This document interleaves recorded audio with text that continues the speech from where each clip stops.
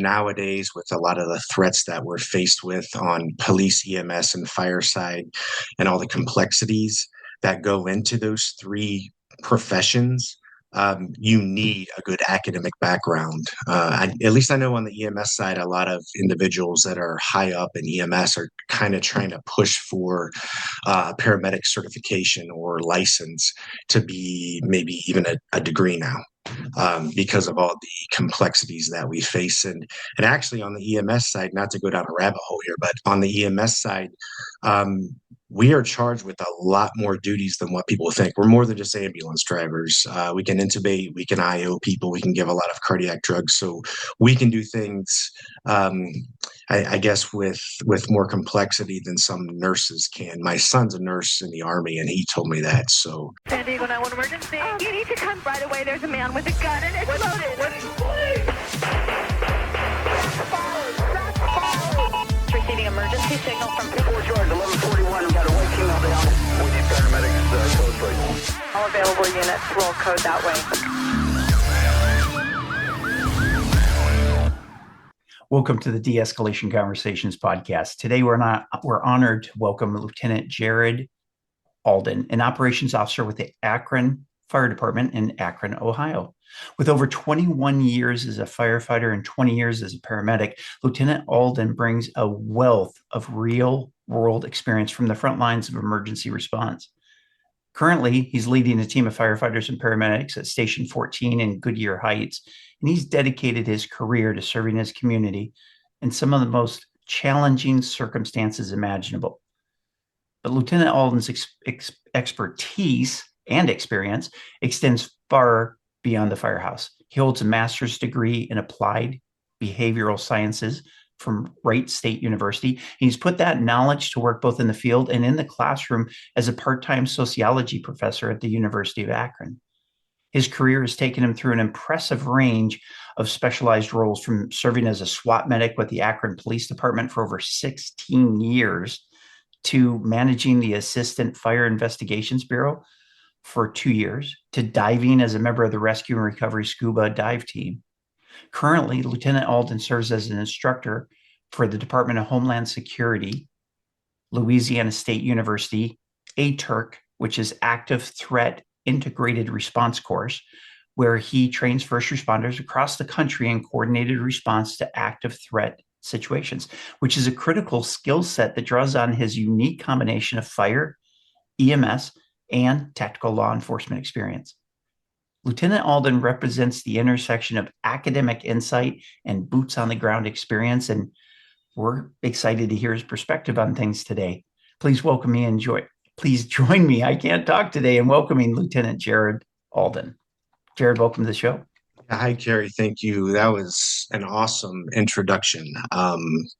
I didn't realize I've done that much. I didn't really even think about it until you brought it up. I guess I just keep adding stuff to my resume, and I just, send it to whomever needs it, based on conferences when they ask for, curriculum betas and things like that. But no, that was great. And you put that very well, especially in regards to the academic fusion with boots on the ground, because nowadays, with a lot of the threats that we're faced with on police, EMS, and fire side, and all the complexities that go into those three professions, you need a good academic background. At least I know on the EMS side, a lot of individuals that are high up in EMS are kind of trying to push for paramedic certification or license to be maybe even a degree now.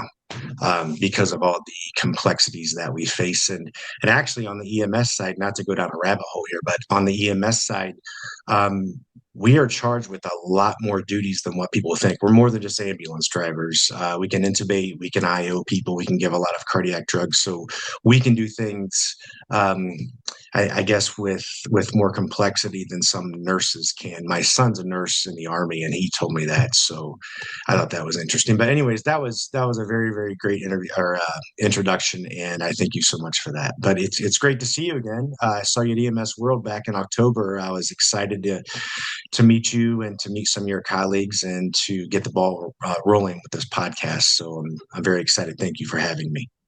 Well, it's good to have you here. And It's interesting because I get questioned a lot on my background because I started Yeah. out, I left home at 17, joined the Navy. I was on a nuclear powered submarine and did 8 deployments. And then I went on to become a firefighter, EMT, police officer, emergency room technician. Yeah. And I look at the things you've done in your lifetime, and we have a lot of the same shared things. I was a college professor for 30 years, taught with the Department of Justice. We've been on a lot of similar paths. Yeah. And when people say, "Well, how is that do you have ADHD and career paths or what?" And it's kind of Yeah. like that for you. So I'm curious, for is especially when people are looking at, hey, what do I want to do next? Mm. How is it for you that these opportunities have come up, and how did you decide what opportunities to go with and what path not to go down? Well, first of all, I just want to say God bless my wife for putting up with my different forms of ADHD. She has always told me I'll be in your corner no matter what, and I've thanked her so much for that. From the time I was a little kid, I always wanted to get into either military, fire, police, EMS, one of those. And just as I grew up and got into academics, and started to kind of learn what was out there, there were just different sort of topics that jumped out to me. Like, for example, when I taught sociology at the University of Akron, at Wright State University, we taught politics and the economy. And one of the facets of politics and the economy was terrorism. And I really thought that was just super interesting, why certain terrorist groups would want to attack others based on whatever religious, political ideologies, whatever it is. And just, also growing up, and I think we mentioned this at EMS World, but, and it sounds a little, sort of infantile, but I guess growing up, I watched, Emergency with Johnny and Roy and Chips with Ponch and Sure. John. I was like, man, Johnny and Roy are rescuing somebody off the side of a building, and Ponch and John are arresting the bad guy and keeping people safe. And I thought, hey, you know what? Why not just do both? So when I got hired by Akron Fire, I saw that they have various specialties. So they have a technical rescue operations team, TROT team. That's where we deal with like high angle rescue and trench rescue. There's a hazmat team, which I'm very interested in that because I'm interested in explosives. And then we have our dive team, which I was part of that first. I was like, yeah, I'll try dive out. Loved it. Started having issues with my sinuses though, because I have seasonal allergies. So I had to leave that, unfortunately. I still do some recreational diving from time to time when my wife and I traveled and down in the Bahamas or Mexico or whatever. But SWAT really, really piqued my interest. So I saw that they were looking for SWAT medics a few years back, and I jumped into it. And just from there, I just absolutely loved it. So I guess going back to your main question, what made me go down certain paths? I've just always been a person where I want the next challenge. Whatever that is, I want it. And that's what led me to LSU and Department of Homeland Security. It's what led me into teaching at conferences. Because now I feel like I'm sort of at the level of my ticket's been punched so that I can go teach what I've learned throughout my experiences and educational years, and give that to other people to help keep them safe and so that they can sort of fill in our footsteps. Because to me, the best leaders out there always leave their departments or their places better than what they were when they got there initially. So if I'm teaching people what I've learned and they got a good grasp of that, I've done my job. So And but with your wide range of experience, mm, you're able to shortcut people's learning curve and that help them not make some of the mistakes that you made or you saw others make. sure. And Yeah. I think that's one of the highest callings and highest methods of service as an instructor, whether you're teaching a sociology course or you're Mm, teaching, response to threats, sure. being able to keep people safe, as you said, and as well as if you can shortcut their learning curve, then they have the ability to learn more. Yeah, absolutely. Yeah, I don't think the human brain has, I guess, enough storage to learn too much information all at once. So that's a good way of putting that. So I like to teach, it's called the OODA loop. It's sort of like a heuristic way of learning. John Boyd, he was an Army Air Force pilot years ago, but he came up with the OODA loop. It's called observe, orient, decide, and act. So during the observation phase, you're gathering data. It's a heuristic for the scientific method. So you're gathering data, you're orienting your data within your mindset, and you're trying to figure out, okay, what am I going to do with this data? How am I going to analyze this? You look for cues and patterns in that data, and then you finally come down to your 2 different hypotheses or your 3 different hypotheses, whatever you got. Or you might have one choice. You go with that choice. Did it work? Yes, it worked. Oh, great. All right, let's move on to the next thing. If it didn't work, back to the drawing board. Maybe I missed some pieces of data, or maybe I didn't find the cues and patterns in that data. So I like to teach my individuals at my station to sort of view a scene when they size up a situation, being at EMS, tactical EMS, or being at a fire or a wreck or whatever it is that we're dealing with, whatever problem we're dealing with, to look at it heuristically, because we're not always going to get 100% of information. We'll get dispatch notes, and a lot of times our dispatch notes, nothing against the dispatchers, but sometimes it's just not correct information, as you know, being a police officer and in fire and EMS. So we have to sort of pull out what we feel is important and leave what's not. So that's kind of how we deal with it, is we sort of work in the gray area, and we have, standard operating guidelines and procedures and protocols and policies and all that stuff that we follow. But there's times when you can't go by those protocols or those SOGs perfectly word for word. You have to kind of stray from that sometimes, because you're using a black and white document to handle a gray situation, especially with SWAT. When it comes to SWAT medicine is a whole different kind of medicine. Oh, for sure. For sure. Now, I'm drawing a blank because I talked to so many people. So we met at EMS World 2025. Yes, sir. Which was held in Indianapolis. Yes. Next year, this year, 2026, is going to be in Orlando. Mm-hmm. And I highly encourage you, if you haven't, it doesn't matter whether you're the firefighter in the EMS world, in law enforcement, whatever world you're in, EMS World is a great conference. Yes, to attend. It is. Absolutely. There's so many people with such good hearts there. Mm-hmm. Amazing classes. And you taught at EMS World as well. Yes. So in 2025, give us a little bit of overview about what you taught, and for those of you that are listening that weren't able to either go to the conference or attend Jared's class, kind of give them an overview of what you covered. All right. First, I kind of want to preface EMS World. So I've been teaching at various conferences throughout the country since about 2017. EMS Pro, Fire Pro in Connecticut's a really good conference. I've been there for about 4 years. FDIC, which is the Fire Department Instructors Conference for firefighters and for GEMS for EMS, I've been teaching there for about 4 years, and just a few others kind of scattered around the country. And I'm very impressed with those conferences. EMS World, I was super impressed. This was my first, last October, like you said, October 2025 was my first year instructing there. I was super impressed with how it was ran, all the different options for the students.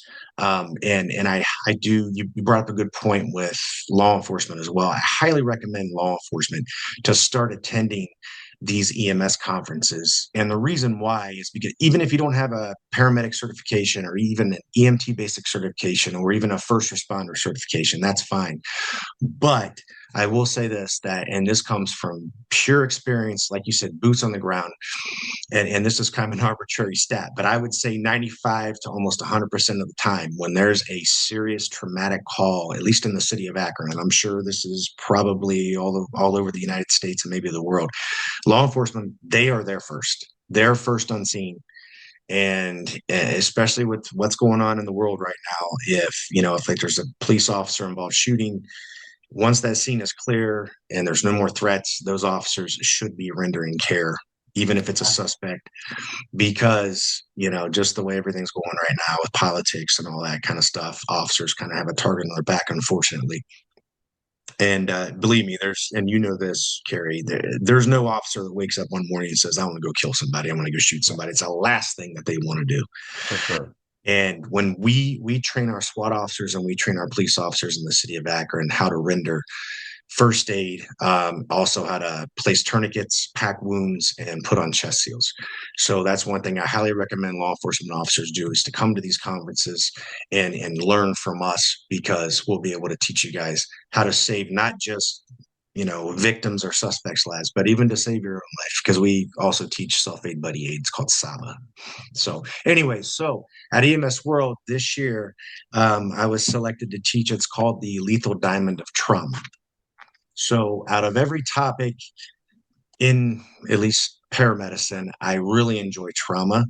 It kind of sounds a little sick, but I really enjoy trauma because it's in my wheelhouse in SWAT. It's something that I don't think a lot of people know much about, sort of how things work. I was told by a trauma doc many years ago when I was going through paramedic school, somebody who I really admired. He said, if you can't figure out what's going on with somebody in a traumatic situation, go back to basic anatomy, physiology, and pathophysiology. So anatomy are the structures, how the structures work, and then physiology is sort of how all the structures work together to make up the system. And then the pathophysiology would be why those structures are not working the way that they should. And it's because of whatever traumatic incident has just occurred, be it a car wreck, a stabbing, a shooting, some blunt force trauma, whatever you want to call it. But I really got interested in that really from day one, paramedic school, when we started studying ballistics, like just how bullets travel with the yaw of the bullet and the wobbling and the tumbling. And then I started getting into explosives and stuff, and learning about blast injuries and how blast injuries affect the human body, because it's a multi-systems trauma. So, you could be dealing with the overpressures from primary explosives, which would be that change in atmospheric pressure and the shock front that hits the body that affects hollow organs. And then obviously like the shrapnel and fragmentation that hit the body, and just how the body reacts to that. So you have a breach in the integumentary system, which would be your skin. If you have a deep breach in your integumentary system, then you're going to have a breach in your vascular system. And most people that experience trauma, they end up dying from exsanguination, which means they're going to bleed out. It's called hypovolemia. So to sort of segue into the lethal diamond of trauma, there's 4 components to that. It used to be 3 components, and I think we touched on this at EMS World, but the 3 components are coagulopathy. Okay, it's kind of a big 6-syllable word. It just means the blood won't clot. And then there's hypothermia, acidosis. That's how it started out. It actually started out back in the early 80s, 1982. It was called the bloody vicious cycle. And they were still in the incipient stages of trying to figure out how those 3 connected.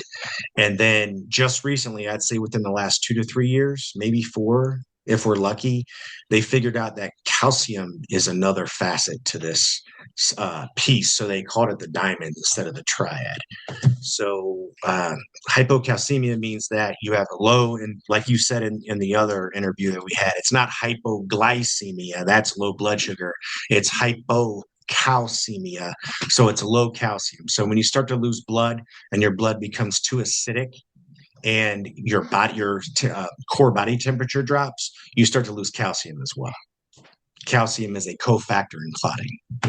Yeah, we always think of calcium as, well, milk is good for you. Got milk, got calcium in your bones, and right. But you're talking about it as a chemical in the bloodstream that is, when we start losing that, then it's changing the acid levels in our body. And I think I told you this story, but when I first went to EMT school in 1987, my EMT instructor, who was an ER nurse, I remember distinctly a couple of things that she said, even today. And I've been an EMT since 1987, or well, technically 1988. But I remember sitting in class in 87, and she said, here's what kills people: acidosis. Yeah. Mm-hmm. That's what ultimately causes death. And I was like, wait a second, I thought it was like stopping breathing, or, it's the high acid level. Yeah. And when you were telling me about the diamond of trauma, and you were talking about hypocalcemia, I was like, oh my God, this makes so much sense.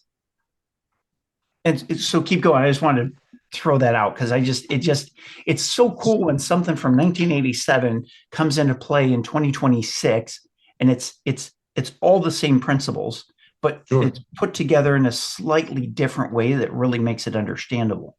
Absolutely. So going back to what I was saying, so let's say there's a major traumatic incident, a shooting, stabbing, whatever. Okay. Somebody starts to bleed out. And again, when you start to lose blood, what happens? Your body starts to compensate. So you go through compensated shock, decompensated shock, and then there's irreversible shock. What we're trying to do is we're trying to stop someone from getting to irreversible shock, because a late sign of irreversible shock is a really low blood pressure. That's an ominous sign. That's someplace you don't want to get. You want to stop it before that. You actually want to get it in compensated shock. So let's say, again, we have a breach in the integumentary system, then we have a breach in the vascular system. Somebody starts to bleed out. There's various things that people go through with their clotting cascade as that starts. So one of the body's defensive mechanisms when it comes to losing blood is they start to vasoconstrict. And there's certain chemicals that get released in the blood that cause the vascular system to constrict. And what that constriction is doing is trying to close off the pipe. Right? Just like at home, if you have something going on, you have a busted pipe, what do you want to do? You want to shut it off at the faucet or somehow try to tamponade and close off that water from leaking. So it's a very similar concept with inside the body. So the body will release chemicals to try to close that off. It's called vasospasm. And then a platelet plug starts to form, and then those different clotting factors. One, I'm sure you've heard of it. It's called thrombin and prothrombin, and then fibrin. Fibrin would be that final. It's almost like concrete. People that lay concrete, pour concrete, they have to have rebar. Those metal spikes that are inside of the concrete to kind of reinforce it and keep it strong. That's what fibrin does. Fibrin takes that clot and makes a mesh and holds it in place, almost like a net, but it's like strengthened, reinforced rebar that holds that clot in place. A lot of the times, if the clotting factors are having issues, the reason why, going back to what you were saying, was that acidotic piece. So again, you have a breach in the integumentary system, breach in the vascular system. That person is not going to be perfused. So perfusion is blood, water, oxygen, and nutrients to the cellular level. If that cell is not getting enough oxygen, all right, that cell's metabolism and its functions go from aerobic metabolism to anaerobic metabolism. And anaerobic metabolism, the byproduct of that is lactic acid. Lactic acid gets pumped into the vascular system, as well as other chemicals like potassium and things like that. But that acid starts to break down clots that are already formed. Okay. The hypothermic piece is another interesting piece because it kind of piggybacks off what the acidosis is doing, but in an inverse way. So those clotting factors I talked about that help the fibrin and the profibrin and everything, the hypothermic piece doesn't allow those clotting factors to form fast enough. So that person's bleeding out while the clotting factors are trying to catch up. They're kind of playing catch up to say, hey, whoa, hold on. I got to stop this bleeding process, but they can't because they're really slowed down. Those kind of like when you paint, when it's cold, the paint takes forever to dry. Yes. Whereas if it's normal temperature, I say normal, 70 degrees outside and relatively low humidity, you paint, it's going to dry really quickly. If it's 60 degrees and you're trying to paint, it's not going to dry as quickly. The hypothermia is kind of like not letting the clotting paint dry. Yeah, it's slowing down those clotting factors. So those clotting factors are just taking too long to actually formulate. So there's three different. I didn't really want to get into this, but you just did this, Carrie. I did it. So, I'm famous for that. Go down the rabbit hole, Jared. Head down that rabbit hole and let's go visit. Was it Mr. not Mr. Toad, the guy with the clock. Maybe Oh it's yeah, Rabbit. Mr. Rabbit, wasn't it? Yeah, I guess it was Yeah. Rabbit with the clock. Anyway, Yeah, go he ahead. always had to So, hurry up. yeah. So there's the intrinsic pathway, the extrinsic pathway, and the common pathway when it comes to clotting factors. So the intrinsic pathway, once that breach in the integumentary system and the vascular system begin, there's clotting factors that start. So it usually takes intrinsically, which means like there's an actual severing of a vessel. So that takes about 3 to 4 minutes for full clotting to start and finish. Extrinsically would be, it's called tissue factor. That's when your tissue is bruised, your capillaries, more like your capillaries. It's not your big vessels, it's your capillaries, things of that nature. That takes about 30 seconds to a minute to clot. So what happens is you have clotting factors 12, 11, 9, and 8 on the intrinsic pathway. And then on the extrinsic pathway, you have clotting factors 3, which is your tissue factor, and clotting factor 7. And there's other different variables that play into that. And I'll get into that in a second. Those affect clotting factor 10. So just think 10, Roman numeral X marks the spot. Then from there, it goes down and it finally finishes with your fibrin mesh that I referenced earlier, but it needs help by vitamin K and calcium.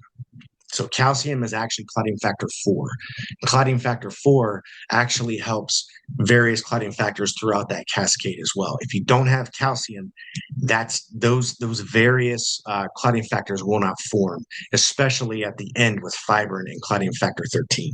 Clotting factor 13 is what helps the prothrombin, the thrombin, and then the fibrinogen and the fibrin at the very end to form that strong clot. If that strong clot is not formed well enough, that person's clot will get busted up by what we said earlier, that lactic acid piece. That acid is what sort of breaks down those clots. That's what we don't want. So if you're hypothermic and you're not getting those clots made fast enough, then what happens? The acid comes in and goes, oh, okay, well, you didn't strengthen that clot good enough. So bam, we're going to come in and rip it down even more. So again, it goes back to the hypothermic piece, the clot's not being formed fast enough and strong enough. And then the acid comes in and says, okay, well, I'm going to go ahead and poke at your weaknesses here because you got a chink in the armor. And I'm going to bust down this clot even more. Thus, the person bleeds out, full exsanguination. There's also, and I think it should be called the lethal star, and maybe I'll write a paper on this one day, but vitamin K is another cofactor in clotting. I'm sure you're familiar with this, but when babies are born, babies don't have any kind of clotting factors. So at least not in their bloodstream at the moment. They evolve eventually. Those clotting factors evolve, but they need a shot of vitamin K immediately. And I remember this when both of my kids were born years ago. They were given a vitamin K shot right off the rip after they were pulled out of the womb. And that's for the clotting factors. That vitamin K is that cofactor that helps strengthen those clots. So yeah, this is just different stuff that I talked about at EMS World and sort of how it plays into. So we talked about acidosis, we talked about hypothermia, the hypocalcemic piece. Like I said, that's clotting factor 4, and that goes into strengthen those various clotting factors. 2, 7, 9, 10, and 13 are the different clotting factors that helps. And then, like I said, that I think it should be called the lethal star because vitamin K is another huge component and piece to that. If you have low levels of vitamin K, you'll have issues with blood clotting. Okay, so let's take it to, let's back out of the weeds, back out of the rabbit hole.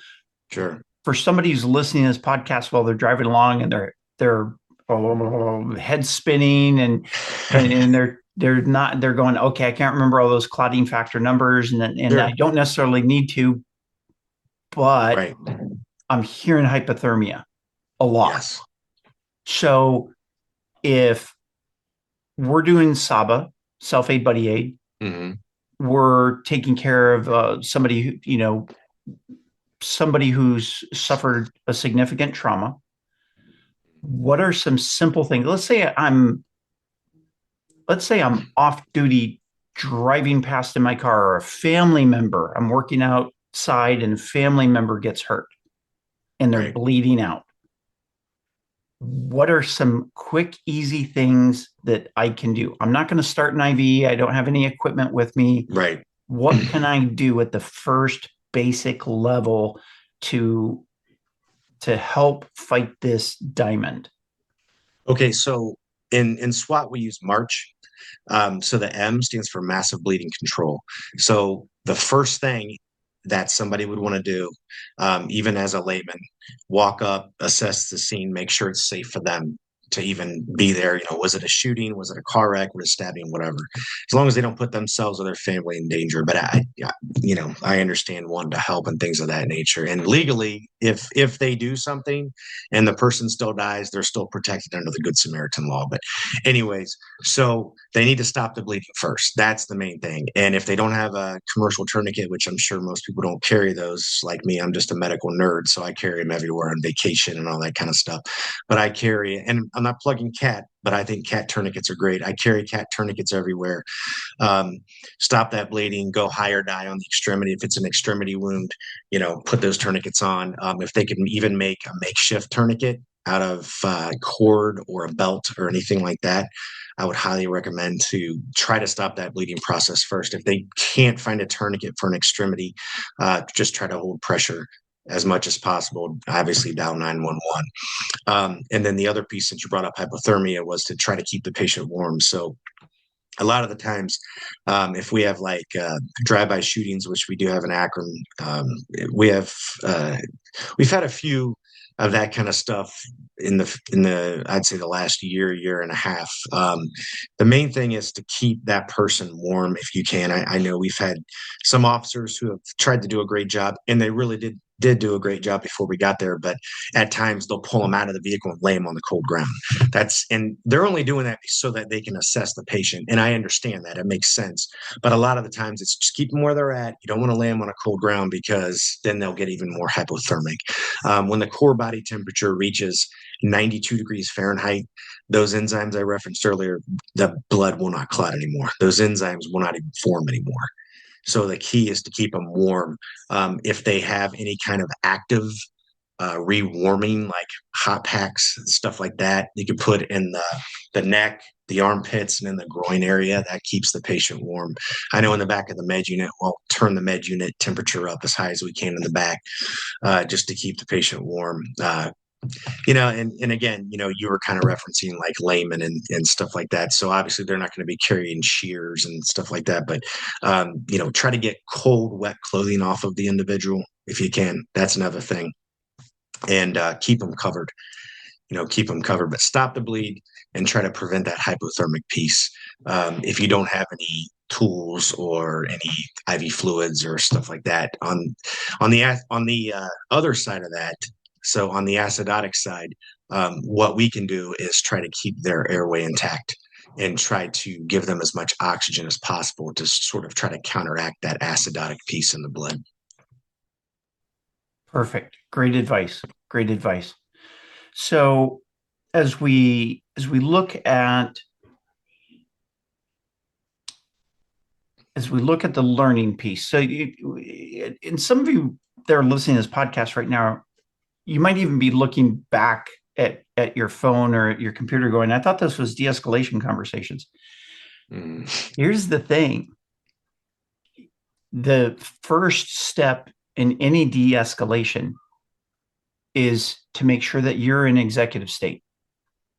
Because when you're in executive state, you're not in survival state. There's only the two states your brain can be in, executive state and survival state. Survival state, fight, flight, or freeze.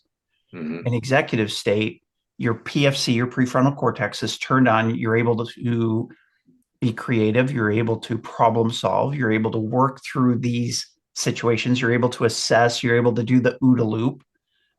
And so in de-escalation, the first thing to do is to regulate your own brain. Make sure you're in executive state before you can have any effect on anybody else.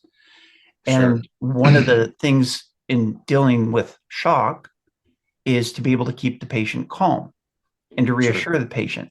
Well, if you're freaking out because you're in executive state, you're operating from your hindbrain, your lizard brain, your croc brain, whatever reptile brain, whatever name you want to call it, they're all the same thing. If you're operating from there, then your patient's going to pick up on that.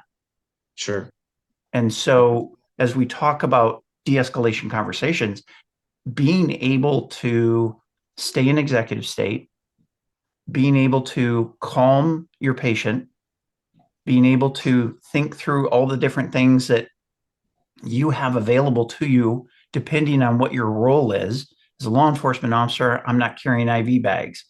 Off duty, I'm not carrying IV bags. I'm the same way as you do. In fact, I have responded to probably more medical emergencies on an aircraft than I have driving in my car off duty. Given the two things, Sure. it was funny. And last couple of years, I was on the road probably almost half the year. Wow. And I was constantly flying. And I can't tell you the number of times that I helped out with the medical issue on an airplane. Mhm. So in my carry-on luggage, and all I did is I threw it into a Ziploc bag. So it's easy to go through TSA. It's got a pocket mask. It's got extra gloves. It's got a tourniquet. It's got a chest seal. It's got 4x4s. Yeah. Sterile and non-sterile. Sure. And a couple of Band-Aids. But with that stuff, you can handle the vast majority of stuff till the flight attendant gets there with the onboard, if you're on an airplane, the onboard first aid kit. And if you're off duty, obviously you can carry a trauma kit in your car. That's still basic. It doesn't have to be wide ranging, but the basic stuff. I'm like you. I don't go anywhere without a cat tourniquet somewhere nearby, whether it's in my car or in a carry-on on an airplane. But when we talk about de-escalation, to wrap this whole tie-in up, what you're doing right now is you're providing the information about, hey, this is the bad stuff happens. And here's some simple, easy to do things with a minimal amount of preparation. In my case, a Ziploc bag and a pocket mask from work and a cat tourniquet from work and some gloves from work, a couple Band-Aids from my medicine cabinet at home. Mm-hmm.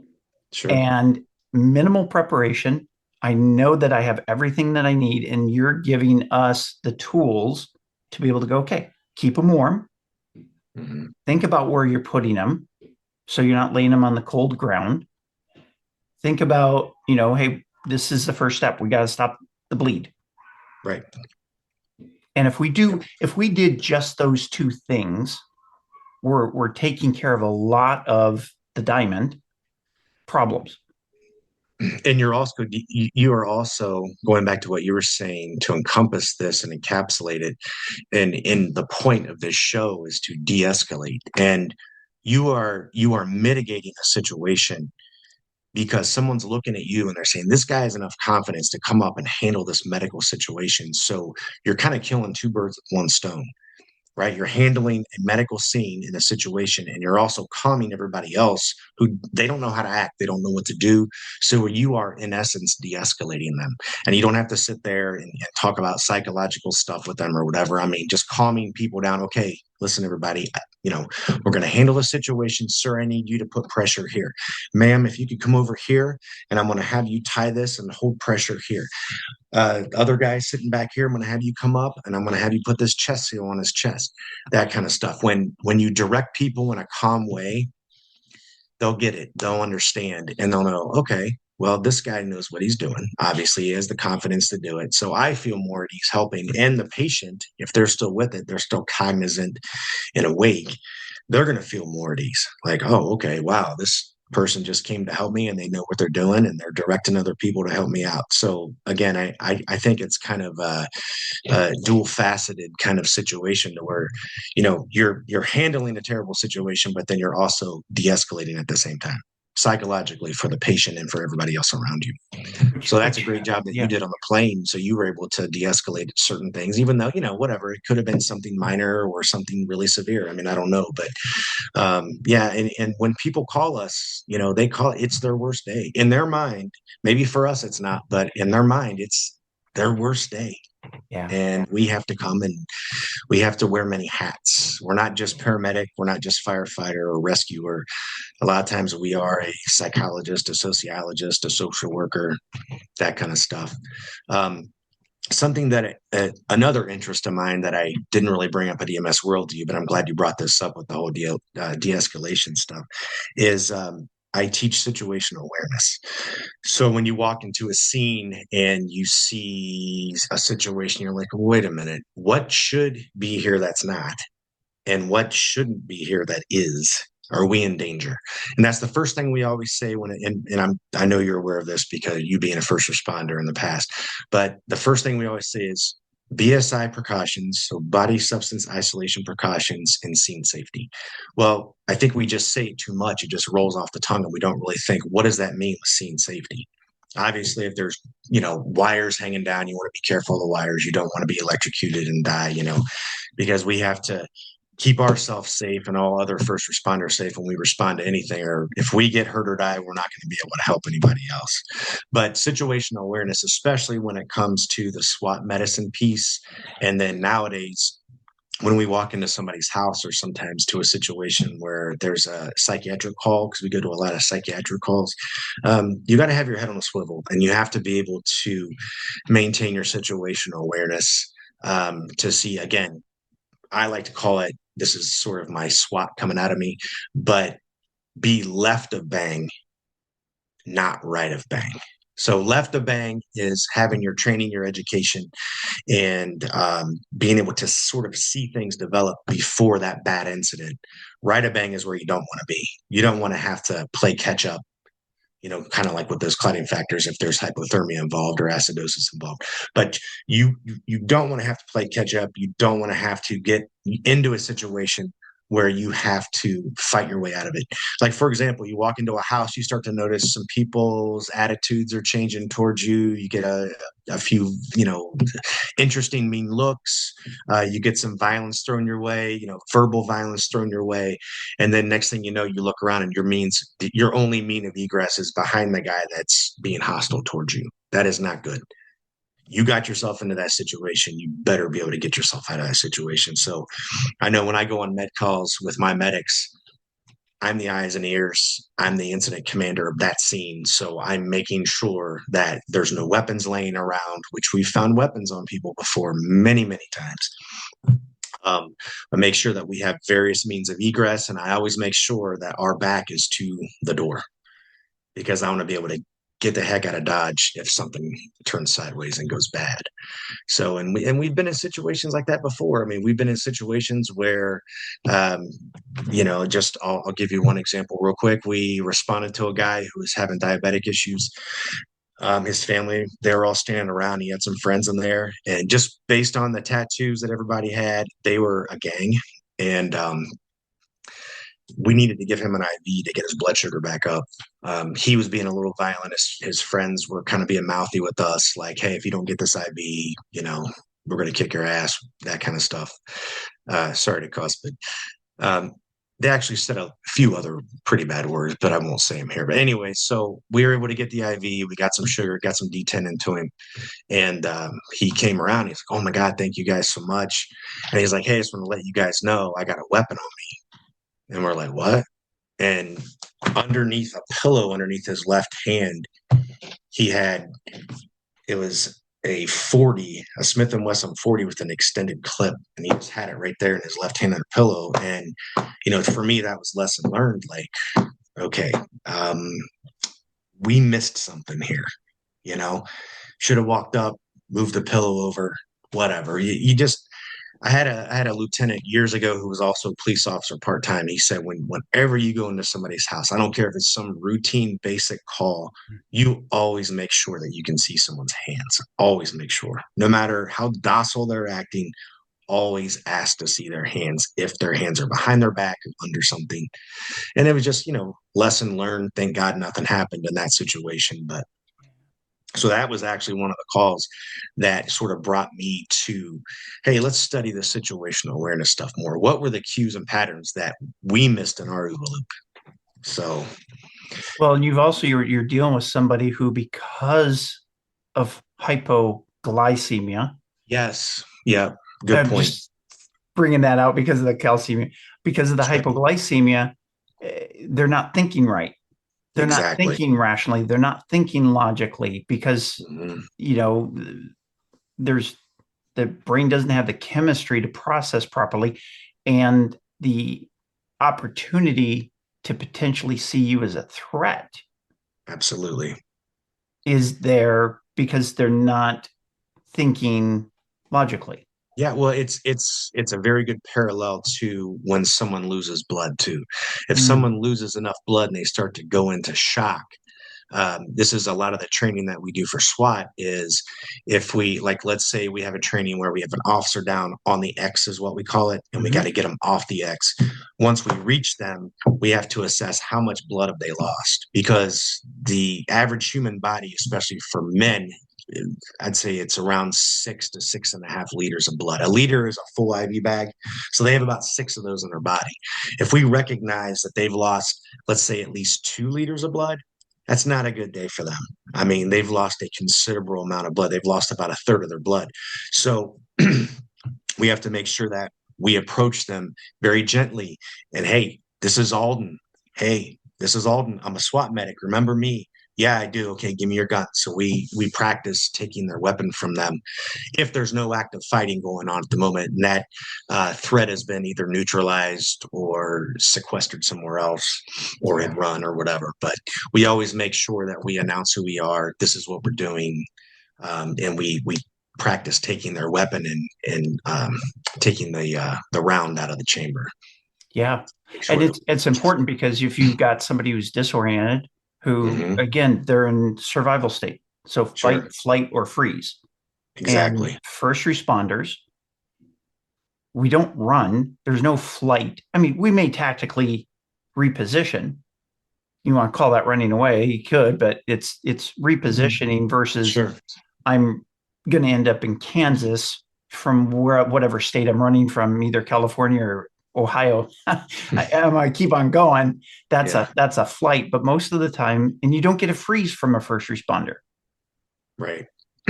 We're used to running toward the danger, so that's fight. And if somebody's disoriented and then they have a weapon, or they're incapacitated, and somebody else takes their weapon. So either way, you got to secure the weapon as soon as possible with anybody who's injured and any kind of altered mental state. So it's good that you guys got trained that way. That's absolutely perfect.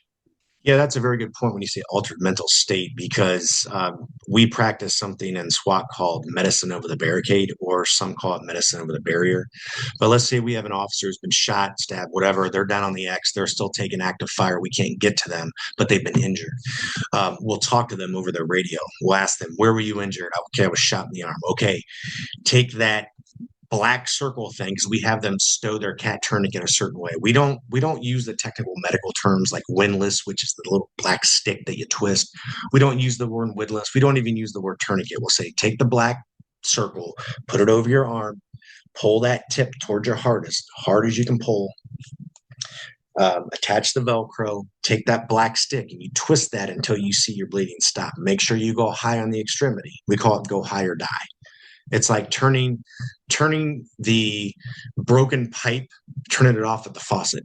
So if you can turn it off at the faucet, it'll shut down everything else below it in case there's another injury. So, because a lot of the times if you're doing medicine over the barricade, they might have 2 injuries on that extremity, but we can't see it. They're not telling us. They're just saying, hey, I'm bleeding from my arm. So they could have, multiple gunshot wounds in that arm. And if we tell them to put it, okay, well, where's the blood coming from? Oh, it's coming from my forearm. Okay.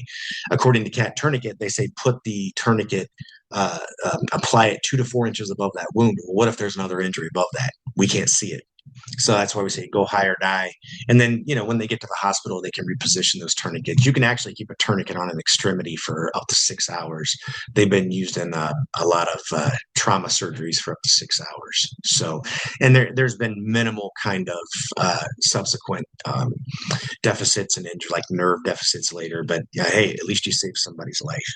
But anyways, going back to that piece that you brought up with the mental status of the individual, we say, when they've lost a lot of blood and you're talking to them and you're giving them medicine over the barricade, you want to talk to them at about a 5th or 6th grade level. And, I know police officers, we have to talk like that to you guys anyways. No, I'm joking. I was just going to say that. I was going to say, I learned as a firefighter to talk to other cops at a 4th grade level. Are you smarter than a 4th grader? I think that was a TV show for a while. Yeah. Yeah. No, that's great stuff. And go ahead. No, it's just I like to bring levity when it comes to discussing stuff like this with medics, police officers, and firefighters, because you guys razz us, we razz you, that kind of stuff. And but at the end of the day, we're on the same team. I think we're all cut from the same cloth. And if it wasn't for what police do, we wouldn't be able to do our jobs. Believe me, we would not. So thank you for being a police officer and everything that you've done. Well, I always used to joke that when people would find out I was a firefighter before I became a cop, I would say one of two things, if not both. I'd say, number one, I went to the dark side. And number two, if I wanted to be popular, I would have stayed a firefighter. Yeah, right. Or been on a calendar, right? There you go. Jared, it's a true pleasure spending any time with you. It was a great time that we had at EMS World, and it's great to see you again. Thank you for sharing your insights, your wisdom, your tips, your tricks. Your life-saving measures, the education about the diamond, the many, many different things that we covered today. Just a true service to the people that listen to this podcast. And thank you for being here and taking the time to do that. Hey, Carrie, thank you so much. It was great to meet you at EMS World.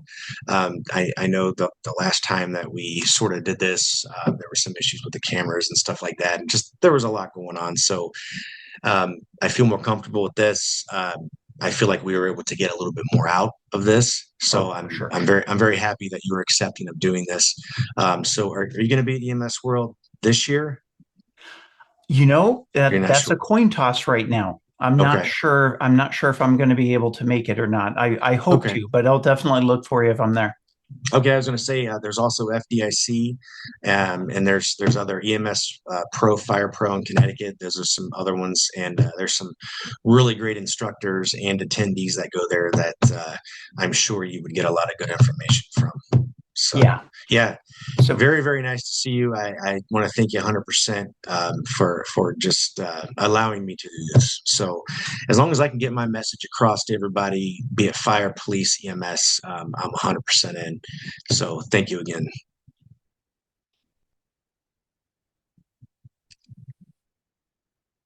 Folks, as we wrap this episode up, make sure you check out the show notes. How you can get a hold of Jared will be in the description and the show notes. You can also reach out to us at theidea.world, our website, for de-escalation training for just about any topic you can think of. We have training on it, not just de-escalation.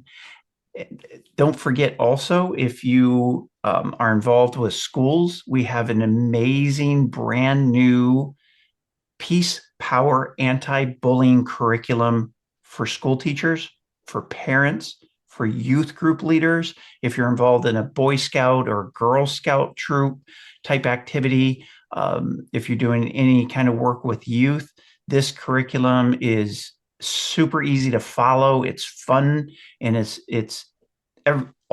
everything's laid out for you. So check out our Peace, Power, Anti-Bullying. I almost said bullion like soup. Anti-bullying program. Yeah.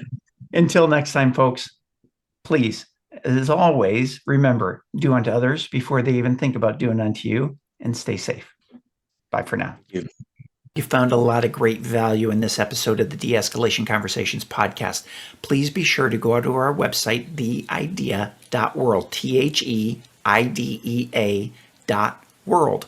On that website, just click on the link that resonates with you most. If you're a K-12 educator, if you're a firefighter, medical services, law enforcement, flight attendants, whatever industry you're in, we have specialized training for you. So check that training out, because literally it can save your life, it can save your relationship, it can save your career. So check out theidea.world. I'll look forward to seeing you soon. Take care. This is Kerry Mintz here, and thanks for watching this episode of the De-Escalation Conversations podcast. I hope you got some great insights that you can use right away. But don't stop here. Click that video link above and keep the momentum going with another powerful episode. And hey, if you haven't already, please hit that like button and the subscribe bell so you never miss an episode. New strategies, new stories, and new ways to connect coming your way every week. See you in the next episode.